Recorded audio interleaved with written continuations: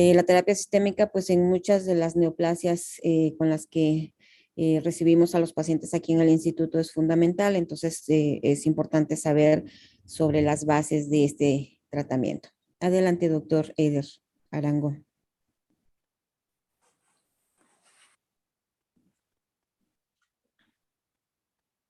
Hola, ¿qué tal? Buen día a todos. Muchas gracias por la invitación al comité organizador de este curso que ya se da año con año. Voy a compartir la pantalla.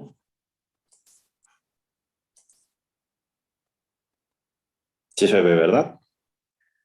Sí, ya nomás pon la pantalla completa. Muy bien.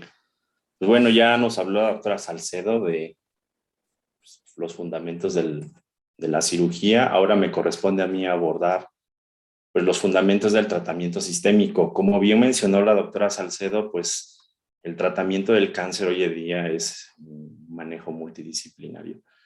No aporta más uno que otro. Finalmente es un manejo en donde entra el servicio de cirugía oncológica, oncología médica, radiooncología e incluso parte de lo que es el servicio de imagen y el resto de servicios que damos un manejo integral al paciente. Lo que vamos a hablar en la charla de una forma breve. Primero, pues es importante mencionar que el término de quimioterapia fue acuñado por este médico y biólogo alemán, que es Paul Ehrlich. Él acuñó de primera vez este término de quimioterapia. Sus trabajos iniciales fueron en microbiología y desarrolló un compuesto que le llamó 606, que básicamente eran sales de arsénico. Y obtuvo un concepto que le fue acreedor al premio Nobel en el año 1908, que se le conoce como afinidad específica. Aquí es el primer término que se le acuña como una diana terapéutica, es decir, que existía algo y que el tratamiento iba como de forma dirigida para eliminar los parásitos, y eso podrá darse únicamente si el fármaco tiene una relación particular con el microorganismo. La evolución histórica, hace un rato la doctora Salcedo hizo mención del papel de la cirugía en el tratamiento del cáncer. Pues la verdad es que el tratamiento sistémico tiene un gran papel y tiene una evolución histórica desde el año 1900 hasta hoy en día. En las dos últimas décadas es donde ha habido una gran evolución en el tratamiento sistémico con las terapias blanco y la inmunoterapia. Los primeros trabajos son de Ehrlich en 1900, posteriormente Goodman y Gilman, que es el autor de los libros de farmacología que utilizamos en la licenciatura para estudiar farma. Fueron los primeros que identificaron los eventos asociados a los soldados de guerra de la Segunda Guerra Mundial al exponerse a las mostazas nitrogenadas. Se dieron cuenta que los pacientes tenían visitopenias o pancitopenias y como antecedente tenían exposición a este gas, ¿no? Más tarde, Sid Day es un pediatra, estudió el uso de los antifolatos en niños con leucemia linfoblástica aguda. Y más tarde se acuñó el término de concepto de curación al dar una terapia con metrotexate, que es un antifolato, a las pacientes con coriocarcinoma, que es parte de la enfermedad trofoblástica gestacional. Posteriormente, en el 65, la Asociación de Poliquimioterapia y remisiones prolongadas en el tratamiento de leucemia linfoblástica aguda. Y ya en el 1970, el doctor De Vita, que es el autor de un compendio muy grande de oncología que revisamos prácticamente todos los oncólogos, obtuvo la curación con el linfoma, ¿no? En base igual a un esquema de poliquimioterapia. En el 72 se acuña este término de adyuvancia en osteosarcoma.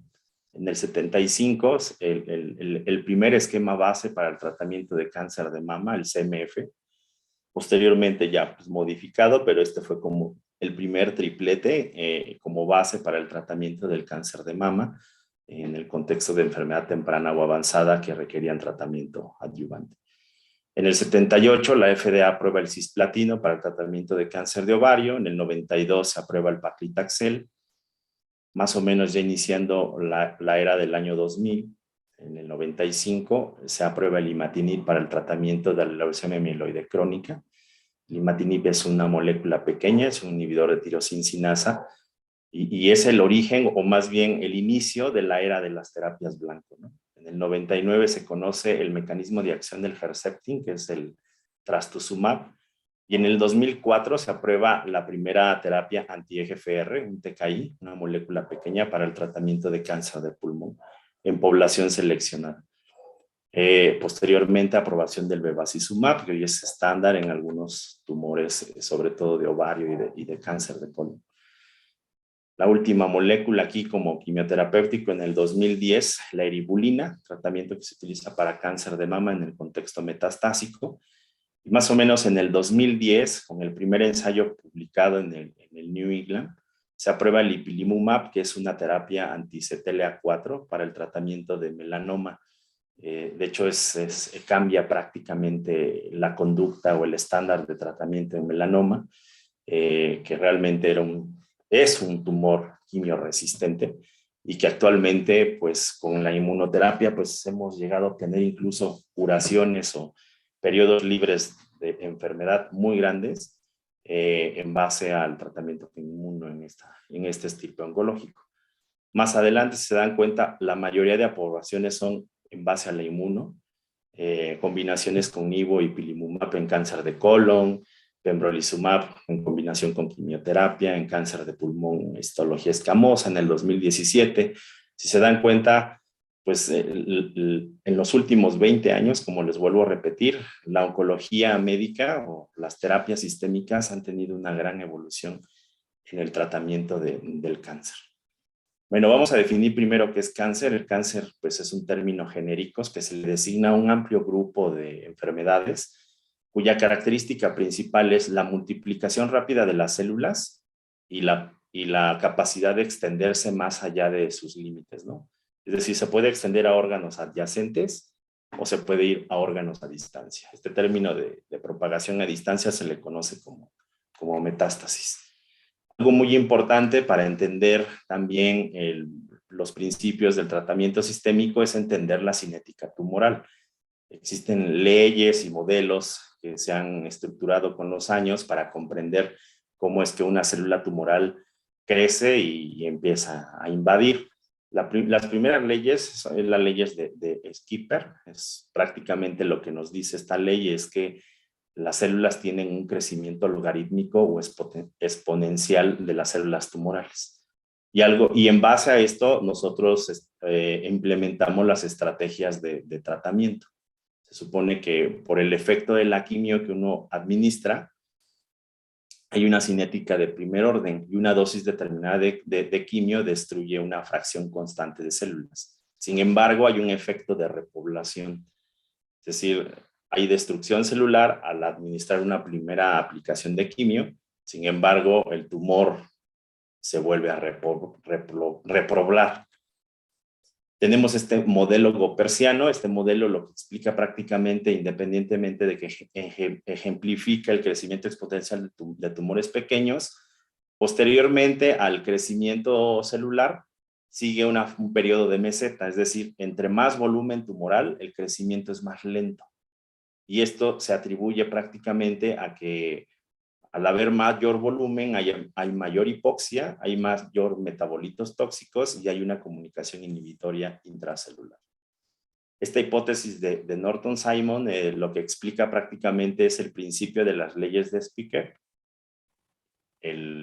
Agrega lo que es el modelo de Norton-Simon y finalmente el principio de las aplicaciones de los ciclos de tratamiento. Si ustedes se dan cuenta, aquí tenemos dos curvas, una que es la del crecimiento celular de las células normales y el crecimiento de las células tumorales. Si se dan cuenta, existe el primer efecto del primer ciclo o la primera aplicación de quimioterapia y una caída rápida de la población celular tumoral. Sin embargo, existe el efecto de repoblación. Uno da una segunda aplicación y obviamente vuelve a caer y si se dan cuenta no llega a la basal inicial. Entonces es el efecto o el principio de estar dando como repeticiones de ciclos de tratamiento. Obviamente esto depende también de varias biologías propias de la célula, porque también hay mecanismos de resistencia primaria y secundaria al tratamiento sistémico. Pero básicamente es el principio de los intervalos de dosis de quimioterapia que permiten un control de la repoblación de las células. Y el modelo de Golding y Coleman nos explica básicamente la resistencia farmacológica al tratamiento sistémico. Se considera que un tumor es clínicamente pues, detectable cuando al menos hay 1 gramo de tumor, que son 10 a la 9 células. Sin embargo, se considera que 1 de cada 10 de 100,000, es decir, 10 a la 5, puede haber una mutación espontánea, es decir, una resistencia primaria al tratamiento sistémico. Y cuando el tumor es detectable clínicamente, al menos hay 10 a la 4 clonas que son resistentes. Entonces, lo que se prefiere cuando damos un inicio de tratamiento y evitar las resistencias primarias a estos tratamientos es usar al menos una combinación de 2 fármacos para disminuir la posibilidad de esta resistencia al tratamiento. ¿Qué modalidades tenemos en la aplicación clínica o que utilizamos nosotros, el oncólogo médico, para dar tratamiento al paciente oncológico? Pues existen varias modalidades, ¿no? Obviamente, todo esto en forma conjunta con el servicio quirúrgico de radioterapia. Por eso les comentaba yo que el tratamiento hoy en día pues, es multimodal o multidisciplinario.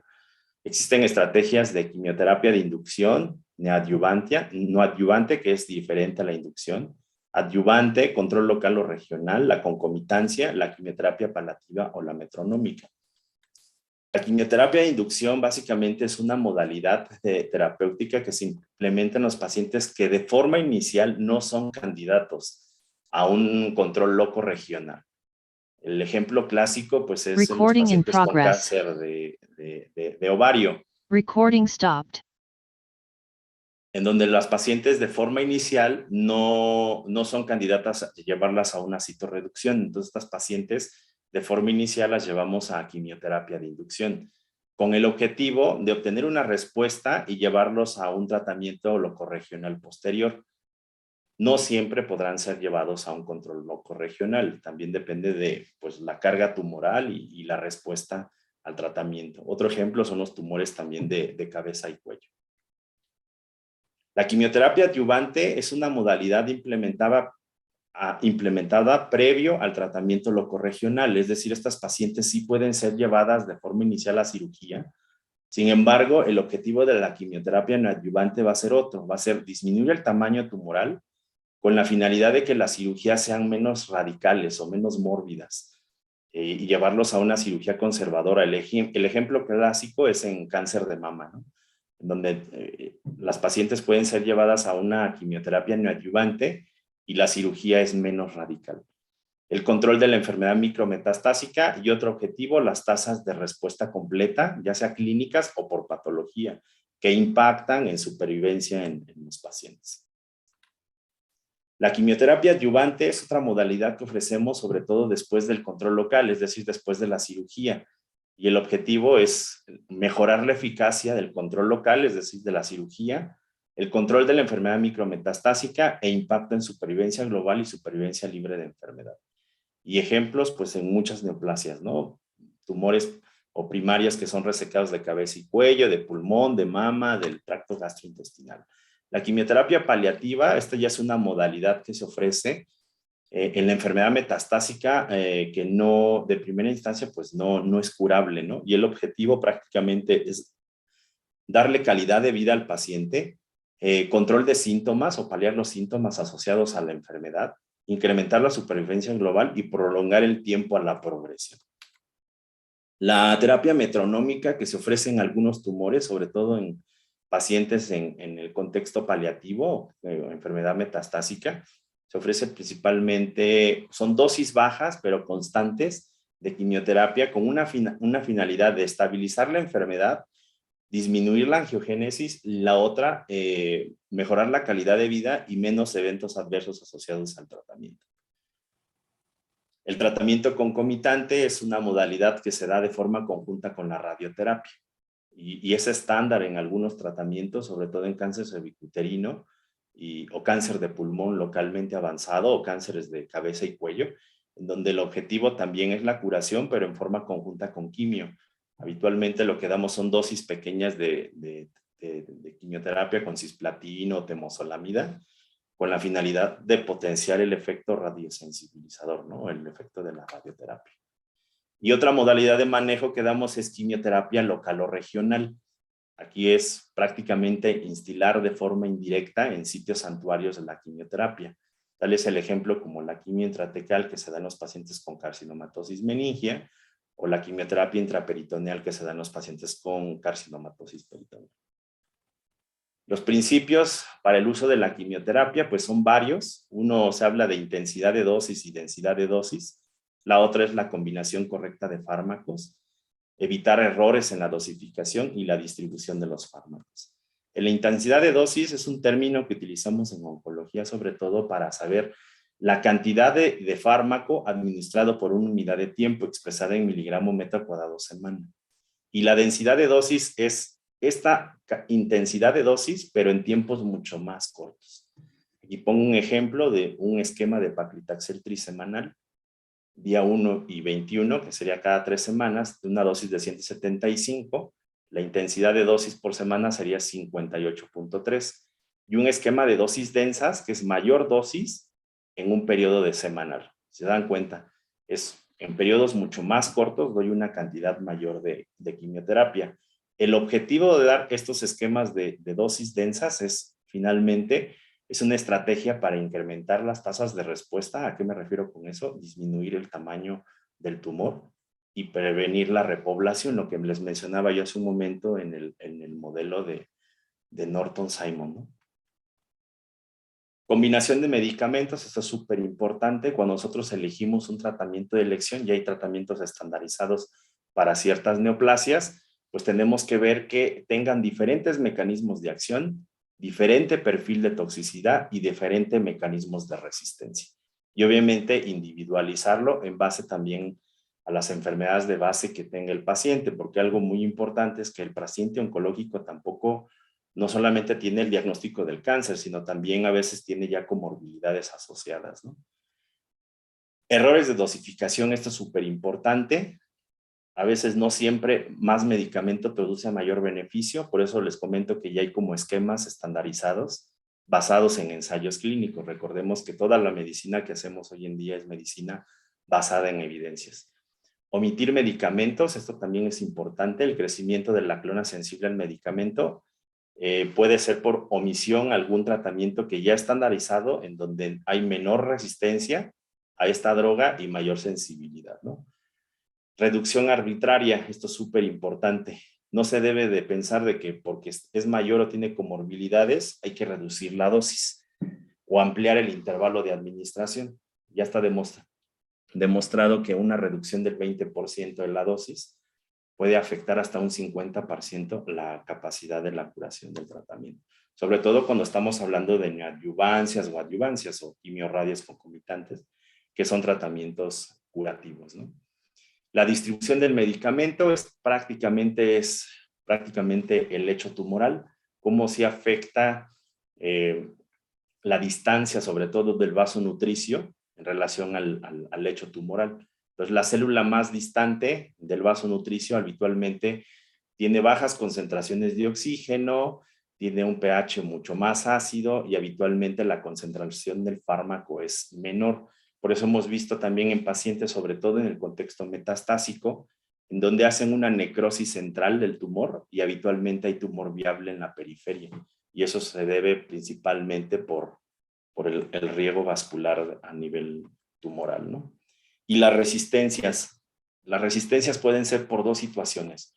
Farmacológicas, que ya hablamos por una dosificación o esquemas subóptimos, o que el medicamento no llega adecuadamente a los sitios santuarios por una difusión pobre, o las resistencias a nivel celular primarias, que la célula tiene muchos mecanismos prácticamente de resistencia.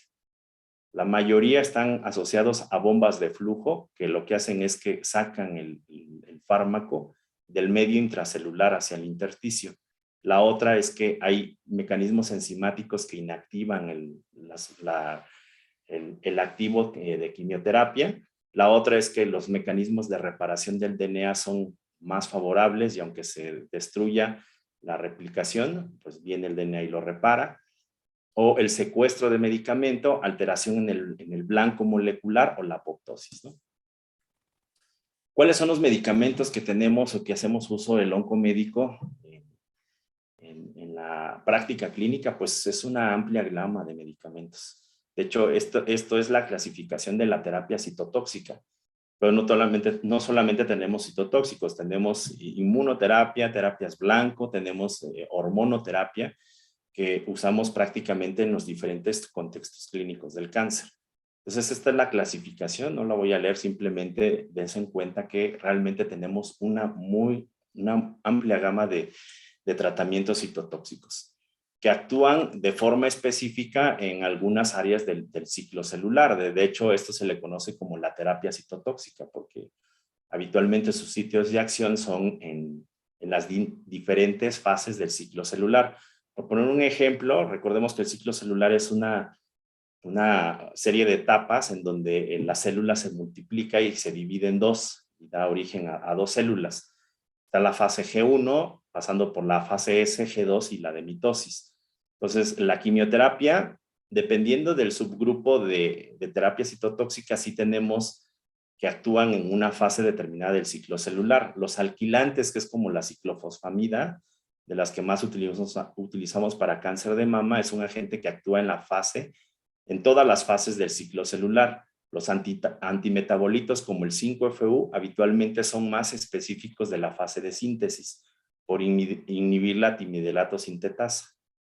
Y los alcaloides de la vinca como la vincristina o los inhibidores de mitosis como el paclitaxel o el docetaxel son agentes que actúan en la fase de mitosis. Habitualmente son bloqueadores del uso mitótico. La hormonoterapia, pues también tenemos una amplia gama. Tenemos los antagonistas del LHRH, los antagonistas, los antiandrogénicos, los estrógenos, los inhibidores de aromatasa, inhibidores de receptores estrogénicos, que habitualmente su utilidad prácticamente es en cáncer de próstata o en cáncer de mama. Pero también tenemos algunos tumores particulares donde también podemos indicar la terapia antihormonal.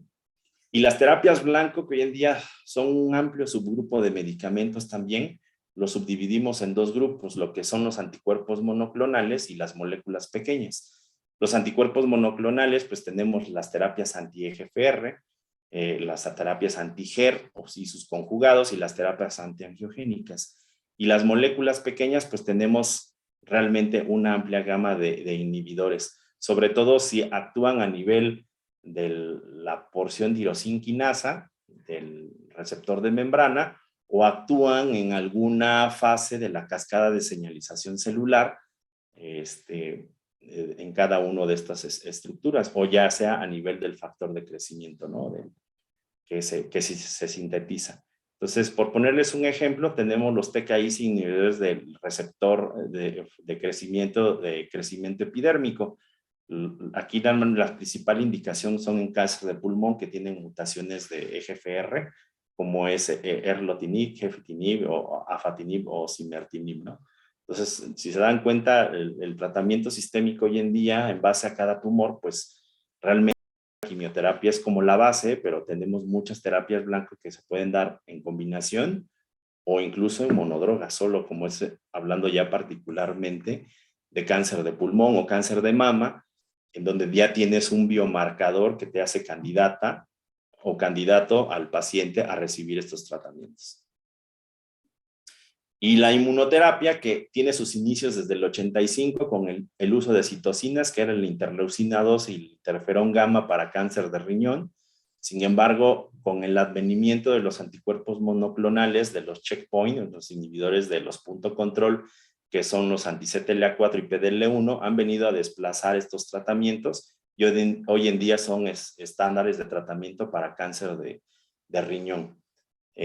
Si se dan cuenta, de hecho, esta parte de la inmunoterapia, pues es lo nuevo, fue acreedor del premio Nobel en 2018 a estos dos grandes investigadores, que es Allison James y Tasuku Honjo.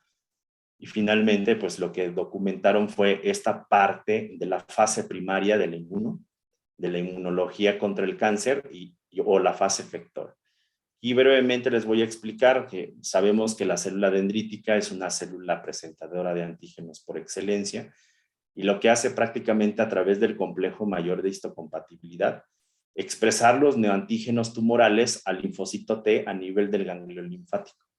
El linfocito T obviamente tiene su TCR y obviamente pues esta sinapsis que se le conoce como sinapsis inmunológica tiene varios, prácticamente es un complejo de correceptores y receptores. Si se dan cuenta, el linfocito T para activarse tiene que unirse al antígeno a través de su TCR y tiene esto que se le conoce como CD8, que es un receptor que se une a su correceptor B7 que se expresa en la célula dendrítica, y esto hace que la célula T se active y tenga una segunda fase que se le conoce como fase efectora y vaya a la célula tumoral y allá realice su daño citotóxico. Sin embargo, también hay señales inhibitorias. Existe este receptor que se le conoce como CTLA4, que se expresa en la superficie del linfocito T y tiene el ligando que es B7. Se desinhibe, es decir, se desaparta del CD28 y lo que hace esta unión de B7 con CTLA4 una regulación a la baja del linfocito T y lo inactiva. Los nuevos tratamientos, ¿qué es lo que hacen? Son anticuerpos monoclonales que van dirigidos a este receptor de membrana del linfocito T y bloquea esta señal inhibitora. Consecuentemente, el linfocito T se encuentra activado y se va a la fase efectora, es decir, actuar en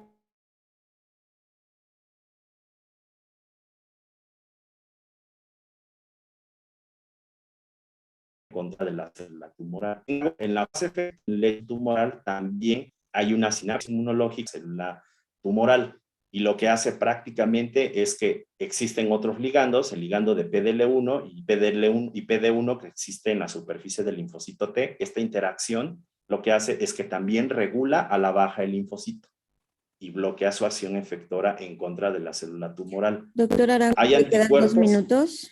Sí, hay anticuerpos, un momento ya terminamos, que bloquean esta interacción entre la fase efectora y la fase de receptor. Y este es como que el mecanismo o de los inhibidores del punto control. Y hay una serie de tratamientos, como vemos ahorita en la diapositiva. Otra parte de la parte de oncología médica que evaluamos es prácticamente las diferencias entre los eventos adversos. Ya mencionamos que los mecanismos de acción son diferentes y los eventos adversos asociados al tratamiento es diferente. Habitualmente la toxicidad, tenemos escalas que nos permiten gradificar el grado de toxicidad y eventos adversos que son a corto, mediano y a largo plazo. La incidencia de los eventos adversos inmunomediados son diferentes también a la terapia citotóxica y son eventos adversos habitualmente, como les acabé de explicar hace un momento. Al activar el sistema inmune, pues son dirigidos contra órganos específicos, van contra la piel, pulmón, el colon, el hígado y consecuentemente hacen inflamación de estos órganos. Obviamente las terapias blanco igual hacen eventos adversos relacionados contra el receptor que va dirigido y obviamente todos estos eventos adversos nosotros los vigilamos en cada una de las evaluaciones clínicas que van los pacientes a cada ciclo de tratamiento. Los mensajes para llevar a casa de toda esta plática que les acabo de mencionar es que existe en la evolución del tiempo múltiples terapias sistémicas, terapia citotóxica, terapias blanco, inmunoterapia o terapia antihormonal. Existen leyes que explican la cinética tumoral y que explican también cómo actúa el tratamiento de quimioterapia en la célula tumoral. Tenemos diferentes modalidades de aplicación del tratamiento, interactuando en forma conjunta con el servicio de cirugía o de radioterapia, y es importante conocer y vigilar el perfil de toxicidad de cada paciente durante el tratamiento. Las preguntas las dejamos al final. Pues muchas gracias a todos por su atención y espero que sea de mucha utilidad esta plática. Muchas gracias, doctor Arango. Enseguida pasaremos a la siguiente charla que está a cargo de la